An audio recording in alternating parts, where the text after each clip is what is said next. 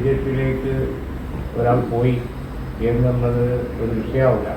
മറിച്ച് അത്തരം തീരുമാനങ്ങൾ എടുക്കുന്നത് കേരളത്തിൻ്റെ രാഷ്ട്രീയ സാഹചര്യത്തിൽ അല്പം എതിർപക്ഷത്തിന് ഗുണം ചെയ്യുന്ന ഒന്നായിട്ടാണ് വരുന്നത്.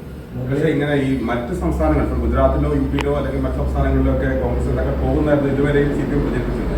ഈ ഇലക്ഷൻ മുന്നിൽ നിൽക്കെ ഇത്തരത്തിൽ കേരളത്തിൽ തന്നെ മുതിർന്ന ഒരു നേതാവിന്റെ മകൻ പോകുന്നത് LDF-ന് രാഷ്ട്രീയപരമായിട്ടുള്ള പ്രചാരണത്തിൽ വലിയ നേട്ടമാവില്ല ഈ സമയത്തുള്ള പോക്ക്.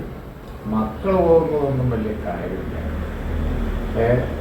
വാപ്പാർ പോകുമ്പോൾ ജീവിച്ചിരിക്കുന്ന അതൊന്നും വലിയ കാര്യമില്ല. മക്കൾക്ക് എന്താ കാര്യം? മക്കളൊക്കെ പിന്നെ വേറെ. അപ്പോൾ പിന്നെ മക്കളായിട്ട് ഉണ്ടാക്കണം, അവരെ എസ്റ്റാബ്ലിഷ് ചെയ്യണം. മക്കളല്ലേ അവർ. വാപ്പാൻ്റെ കെയറോപ്പിൽ, അച്ഛൻ്റെ കെയറോപ്പിൽ പിന്നെ മകൻ പോവുക, അച്ഛൻ്റെ കെയറോപ്പിൽ മകൾ പോവുക. അതിനൊന്നും രാഷ്ട്രീയ കേരളം വലിയ പ്രാധാന്യം കൽപ്പിക്കുക. അപ്പോൾ അത് എനിക്ക് തോന്നുന്നില്ല. അച്ഛന്മാരെടുക്കുന്ന അല്ലെങ്കിൽ പിതാക്കന്മാരൊക്കെ എടുക്കുന്ന രാഷ്ട്രീയ നിലപാടിനെ ഇല്ലാതാക്കുന്ന തീരുമാനം പിന്നെ വരുന്നവരെടുത്താൽ അതിനെ ജനങ്ങൾ ഉൾക്കൊള്ളും.